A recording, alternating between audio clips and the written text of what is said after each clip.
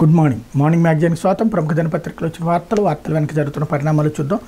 ఈనాడు చూస్తే 2047 నాటికి ప్రపంచంలోనే నెంబర్ 1గా తెలుగు జాతి, భారత్ ఒకటో లేదా రెండో అతిపెద్ద ఆర్థిక వ్యవస్థగా అవతరిస్తుంది. ఎక్కడున్నా తెలుగువారు పరస్పరం సహకరించుకోవాలి. ఎదగాలంటే డబ్బు లేకున్న ఆలోచన ఉంటే చాలు. ప్రపంచ తెలుగు సమాఖ్య 12వ మహాసభలో సీఎం చంద్రబాబు తెలుగువారు ఐటీని అందిపుచ్చుకున్నారు. అందుకే ప్రపంచవ్యాప్తంగా విస్తరించారు. నాలెడ్జ్ ఎకానమీ వారి సొంతం, అన్ని రంగాల్లోనూ దూసుకుపోతున్నారు. 2047 నాటికి ప్రపంచంలో నెంబర్ 1గా తెలుగు జాతి ఉంటుందని భావిస్తున్నాను ఆంధ్రప్రదేశ్ ముఖ్యమంత్రి తెలుగుదేశం పార్టీ అధినేత చంద్రబాబు అన్నారు. తెలుగువారు ఎక్కడున్నా సంఘటితంగా పరస్పరం సహకరించుకుంటూ ముందుకు సాగాలని పిలుపునిచ్చారు. 3 రోజుల పాటు జరిగే ప్రపంచ తెలుగు సమాఖ్య 12వ మహాసభలు హైదరాబాద్ హెచ్ఐసిసిలో శుక్రవారం సాయంత్రం ఆయన ప్రారంభించి ముఖ్య అతిథిగా ప్రసంగించారు.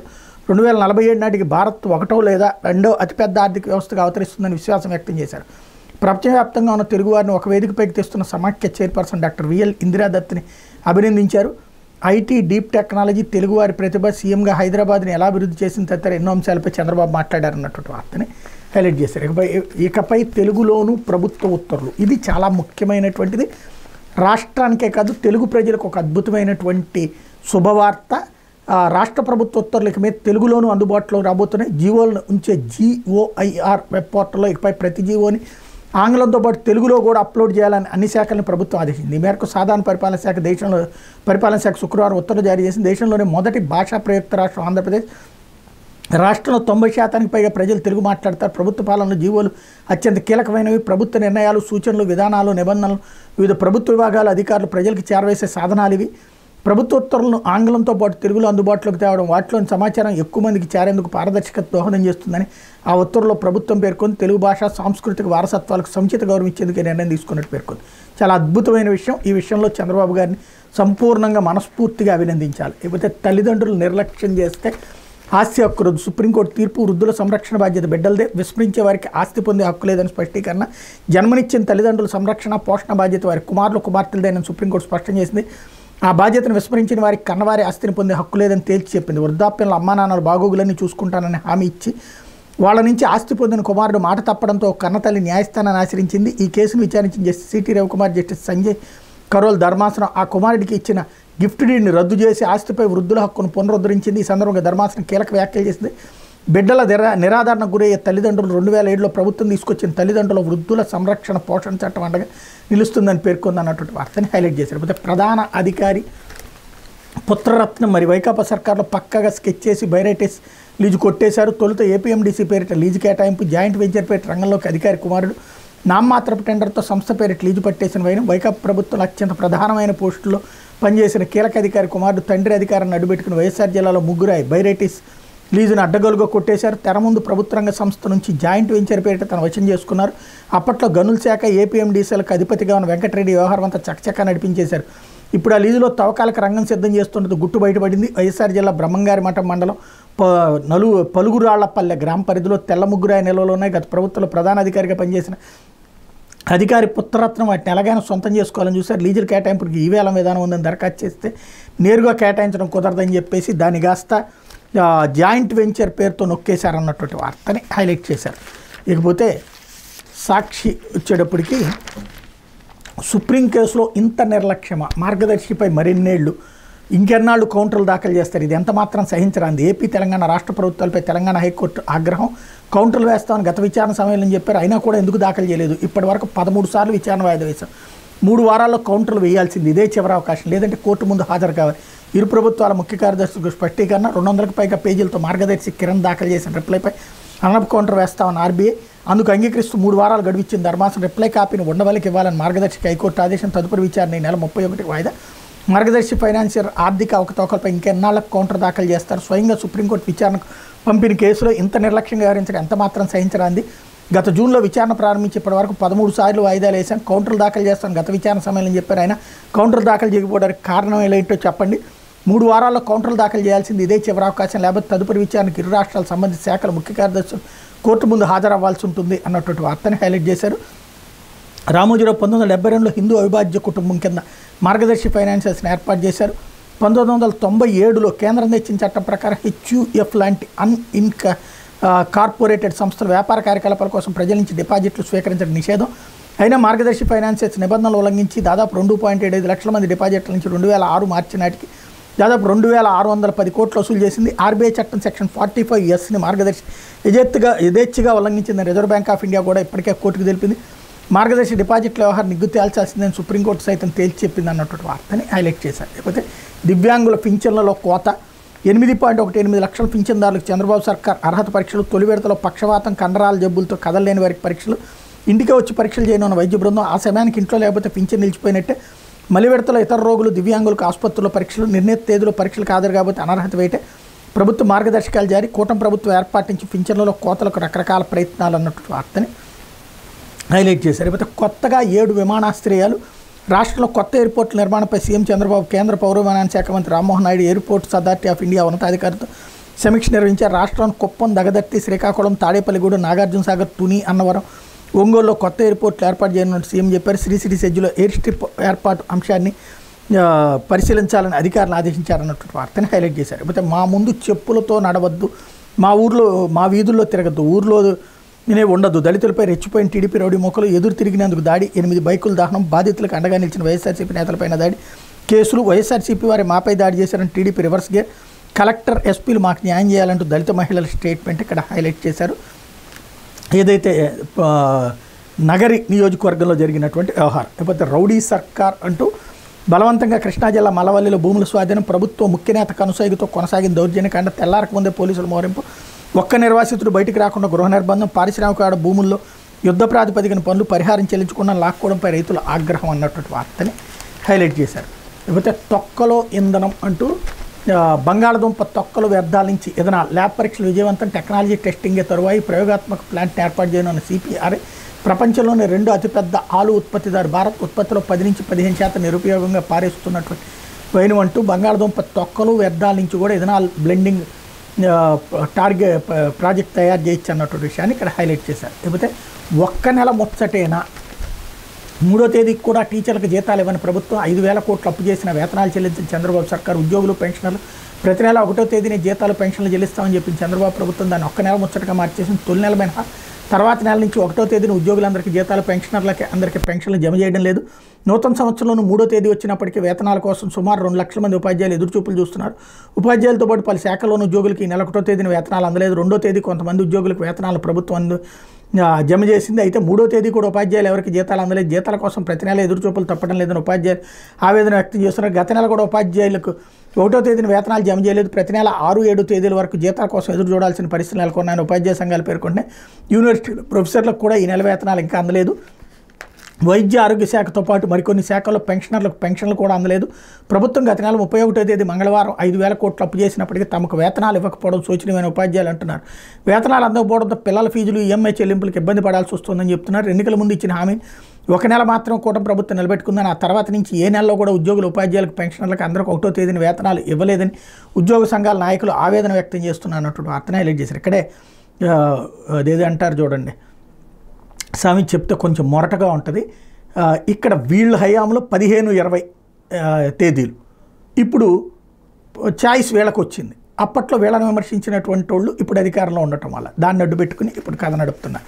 అయితే ఆరోగ్యశ్రీ ప్రైవేటు పరంలో దోచుకునే కుట్ర. మాజీ ఎమ్మెల్యే గోపిరెడ్డి శ్రీనివాసరెడ్డి ధ్వజం. ఆరోగ్యశ్రీని ప్రైవేట్ బీమా సంస్థలకు అప్పగించడం సరికాదు. లోకేష్ సన్నిహితులు బీమా కంపెనీకి కాంట్రాక్ట్ కట్టబెట్టే యత్నం. తీరు మార్చుకోకపోతే వైఎస్ఆర్సీపీ ప్రజా ఉద్యమం.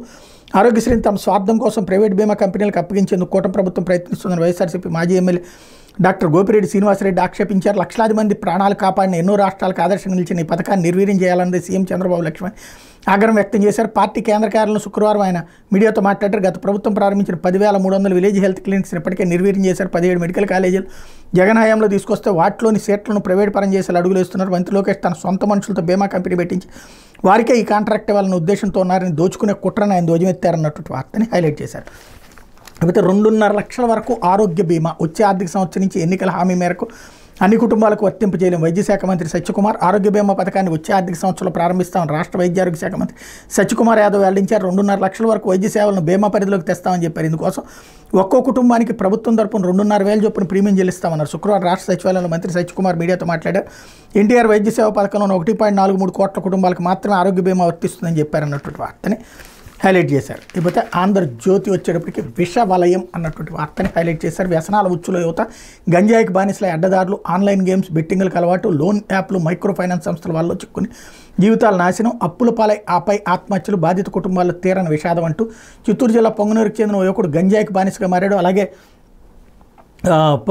సోమల మండలంలో మరో 2 విద్యార్థులు కూడా డ్రగ్స్కి అలవాటు పడ్డారు. ఆర్థిక సమస్యలు పడి గంజాయి డ్రగ్స్ అందుబాటులో లేక ఈ ముగ్గురు ఆత్మహత్య చేసుకున్నారు. విజయవాడలోని క్రీస్తురాజపురం ప్రాంతానికి చెందిన రాంబాబుకి తల్లిదండ్రులు లేరు.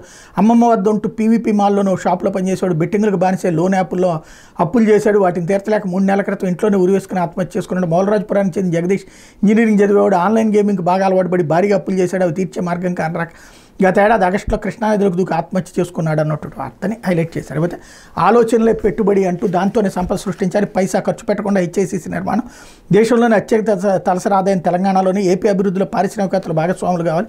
ప్రపంచ తెలుగు సమాఖ్య సభలో సీఎం చంద్రబాబు కీలకోపన్యాసం అన్నటువంటి వార్తని హైలైట్ చేశారు. అయితే స్వర్ణాంధ్ర చేసి చూపిస్తా, సంపద సృష్టితో ఏపీని ముందుకు తీసుకెళ్తా, గణపతి సచ్చిదానందం దర్శించుకున్న సీఎం విజయవాడ ఆశ్రమంలో చంద్రబాబు పూజలు, చంద్రబాబు మంచి కర్మయోగి అంటూ సచ్చిదానంద స్టేట్మెంట్ ఇక్కడ హైలైట్ చేశారు. అయితే పరిహారం పండగ అంటూ పోలవరం నిర్వాసితులకు ఒకే రోజు 815 కోట్లు, ఎన్నో ఏళ్ల ఎదురుచూపులకు కొత్త ఏడాది వేళ తెర, అనూహ్యంగా పరిహారాలు చెల్లింపు, నిర్వాసితులు పెళ్ళుబుకిన సంతోషం, ఊరూరా సంబరాలు, పాలాభిషేకాలు. పోలవరం ప్రాజెక్టు కింద భూములు కోల్పోయి ఎన్నో ఏళ్ళుగా పరిహారం కోసం ఎదురు చూస్తున్న నిర్వాసితులు శుక్రవారం ఉదయం తీపి కబురు అందింది. ఉదయం 8 గంటల నుంచి వాళ్ళ ఖాతాలో పరిహారం జమ అవుతుండడంతో వాళ్ళ ఆనందానికి అవధులు లేవు. 2017 అక్టోబర్లో చంద్రబాబు ప్రభుత్వం పోలవరం నిర్వాసితుల ఖాతాలో భూముల పరిహారం 800 కోట్లు జమ అయింది. ఇప్పుడు మళ్ళీ 7 ఏళ్ల తర్వాత ఆయన సారథ్యంలోని కూటమి సర్కార్ హయాంలోని ఒకే రోజు 815 కోట్ల రూపాయలు జమ అయింది అన్నటువంటి వార్తని హైలైట్ చేశారు. లేకపోతే విమానాశ్రయాలకు తెలుగుదనం, సాంస్కృతిక చిహ్నాలతో సభలు, గన్నవరం, భోగాపురం, కూచిపూడి నృత్యాకృతులు, బెజవాడ ఎయిర్పోర్ట్లు, అమరావతి థీమ్ సైతం సంప్రదాయం ఉట్టిపడేలా డిజైన్ల తయారీ, జూన్ నాటికి గన్నవరం విస్తరణ పూర్తి కావాలి. 2026 జూన్ నాటికి భోగాపురం అందుబాటులో, కొత్తగా మరో 7 విమానాశ్రయాల నిర్మాణం ముఖ్యమంత్రి చంద్రబాబు సమీక్షించారన్నటువంటి వార్తని హైలైట్ చేశారు. అయితే పేదలకు ఆరోగ్య బీమా అంటూ 1.43 కోట్ల కుటుంబాలకు రక్ష, ప్రతి కుటుంబానికి 25 లక్షల ఆరోగ్య భరోసా, మరో ఎన్నికల హామీ అమలుకు శ్రీకారం, ఏప్రిల్ 1 నుంచి హైబ్రిడ్ పద్ధతిలో ఆరోగ్య బీమా వివరాలు వెల్లడించిన మంత్రి సత్యకుమార్. ఇకపై 2.5 లక్షలలోపు వైద్య క్లెయిములు బీమా కంపెనీల పరిధిలోకి, పేదల ప్రీమియం మొత్తం కట్టనున్న ప్రభుత్వం, ఆపై 25 లక్షల వరకు భరించనున్న ఎన్టీఆర్ వైద్య సేవల ట్రస్టు, 6 గంటల్లోనే ప్రీ ఆథరైజేషన్కి అనుమతి. వైసీపీ ప్రభుత్వం ఆరోగ్యశ్రీని ముంచేసింది, మాకు వారసత్వంగా 2225 కోట్ల రూపాయల బకాయిలు సంక్రమించాయంటూ మంత్రి స్టేట్మెంట్ ఇక్కడ హైలైట్ చేశారు. ఇకపోతే ఇక ఏటా టీచర్ల బదిలీలు, త్వరలోనే చట్టం, వారంలో ముసాయిదా బిల్లు, బడ్జెట్ సమావేశాలు అసెంబ్లీ ముందుకు. ఉపాధ్యాయ బదిలీలపై రాష్ట్ర ప్రభుత్వం కీలక నిర్ణయం తీసుకుంది. ఇకపై ప్రతి సంవత్సరం బదిలీలు చేపట్టాలని నిశ్చయించింది. ఇందుకోసం చట్టమే తీసుకురానుంది. ప్రతి వ్యాసంలోనూ బదిలీల ప్రక్రియ, తప్పనిసరి బదిలీలు టీచర్లకు 8 ఏళ్ళు, హెచ్ఎంలకు 5 ఏళ్ల సర్వీస్, ముసాయిదాపై మళ్లీ అభిప్రాయ సేకరణ, ఆ తర్వాత బిల్లుకు తుది రూపం అన్నటువంటి వార్తని హైలైట్ చేశారు. ఇకపోతే ఎల్లుండి విచారణకి 2 అంటూ విజయసాయిరెడ్డికి కాకినాడ సీపోర్ట్ వాటాల వ్యవహారంలో విజయసాయికి మళ్లీ ఈడీ నోటీసులు. కాకినాడ సీపోర్ట్లో కేవీరావు వాటాలను బలవంతంగా లాక్కున్న కేసులో సోమవారం విచారణకు రావాలంటూ వైసీపీ రాజ్యసభ సభ్యుడు విజయసాయిరెడ్డిని ఎన్ఫోర్స్మెంట్ డైరెక్టర్ ఆదేశించినట్టు తెలిసింది అన్నటువంటి వార్తని హైలైట్ చేశారు. ఇకపోతే రిజిస్ట్రేషన్ కింగ్ సింగ్, అవినీతి కింగ్ అంటూ ఎన్టీఆర్ జిల్లా ఇబ్రహీంపట్నంలో సబ్ రిజిస్ట్రార్గా పనిచేస్తూ పరారీలోని ఎల్ బాలాజీ సింగ్ అలియాస్ సింగ్ని ఎట్టకేలకు ఏసీబీ సిఐయు విభాగం అరెస్ట్ చేసిన. 2023 నుంచి ఆయన పరారీలో ఉన్నారు. ఆ ఏడాది నవంబర్లో ఏసీబీ అధికారులు ఆయన ఇంట్లో సోదాలకు వెళ్ళినప్పుడు ప్రహరీ దూకి పారిపోయారు. అప్పటి నుంచి ఇప్పటి వరకు ఏసీబీకి చిక్కలేదు. తాజాగా 2 రోజుల క్రితం అరెస్ట్ చేసి సింగ్ని జైలుకు పంపారు. ఆదాయానికి మించిన ఆస్తులు కలిగి ఉన్నారు. సింగ్పై ఫిర్యాదులు రావడంతో ఏసీబీ అధికారులు అప్పట్లోనే సోదాలు చేశారు. ఏసీబీ సిఐయు విభాగానికి చెందిన 8 బృందాలు ఇందులో పాల్గొన్న. ఇబ్రహీంపట్నంలోని సబ్ రిజిస్ట్రార్ కార్యాలయం, గొల్లపూడిలోని సింగ్ నివాసులు 2 బృందాలు సోదాలు చేసి సింగ్ స్వగ్రామం గుంటూరు జిల్లా కొల్లూరులోని భవానీమాత ట్రస్ట్, విజయవాడ దుర్గాపురంలోని లలితా పరమేశ్వరి పీఠంలోని అధికారులు తనిఖీలు చేశారు. అదేవిధంగా హైదరాబాద్లోని కోకటపల్లిలోని, రంగారెడ్డి జిల్లా నార్సింగిలోనూ భారీగా ఆస్తులను కూడగట్టారని ఆరోపణలు ఉన్నాయి. విజయవాడలో 10 ఏళ్ల పాటు సింగ్ సబ్ రిజిస్ట్రార్గా పనిచేశారు. తొలుత గుణదల సబ్ రిజిస్ట్రార్గా పనిచేశారు. ఆ తర్వాత కాసులు వర్షం కురిపించే గాంధీనగర్ సబ్ రిజిస్ట్రార్ కార్యాలయానికి బదిలీ అయ్యారు. తర్వాత ఇక్కడి నుంచి ఇబ్రహీంపట్నానికి బదిలీ అయ్యారు. గుణదల, గాంధీనగర్లో పనిచేసినప్పుడు భారీగా సొమ్ములు గుంజినట్టు ఆరోపణలు ఉన్నాయి. గాంధీనగర్లో పనిచేసినప్పుడు సత్యనారాయణపురం పోలీస్ స్టేషన్కి ఎదుర్కొన్న సత్రంలో సింగ్ ప్రత్యేకంగా ఒక కార్యాలయాన్ని నిర్వహించినట్టు ఏసీబీ అధికారులు గుర్తించారు. వివాదాస్పద స్థలాల రిజిస్ట్రేషన్కి సంబంధించిన డీల్స్ని ఈ కార్యాలయంలో నిర్వహించినట్టు నిర్ధారణకు వచ్చారని తెలిసింది. అజిత్ సింగ్ నగర్లో నోటిఫై కాని భూములకు కూడా సింగ్ సొమ్ములు తీసుకుని రిజిస్ట్రేషన్ చేసినట్టు ఏసీబీ అధికారులు గుర్తించారు. గుణదల్లోని ఇదే వ్యవహారం నడిచినట్టు సమాచారం. 2023లో చేపట్టిన సోదాలో సింగ్ ఇంట్లో భారీగా నగదు, బంగారం, వెండి ఆభరణాలు స్వాధీనం చేసుకున్నారు. సింగ్ ఆస్తి 10 కోట్లకు పైగా ఉన్నట్టు గుర్తించారు. వైసీపీ ప్రభుత్వం అప్పటి సీఎం జగన్కి అత్యంత సన్నిహితుడిగా ఉన్న ఎమ్మెల్సీ ప్రోద్బలంతో సింగ్ అక్రమాలకు పాల్పడన్న ఆరోపణలు ఉన్నాయి. ఏసీబీ తనిఖీలకు వచ్చినప్పుడు ఆయన సాయంతోనే గోడ దూకి పారిపోయినట్టు తెలిసింది.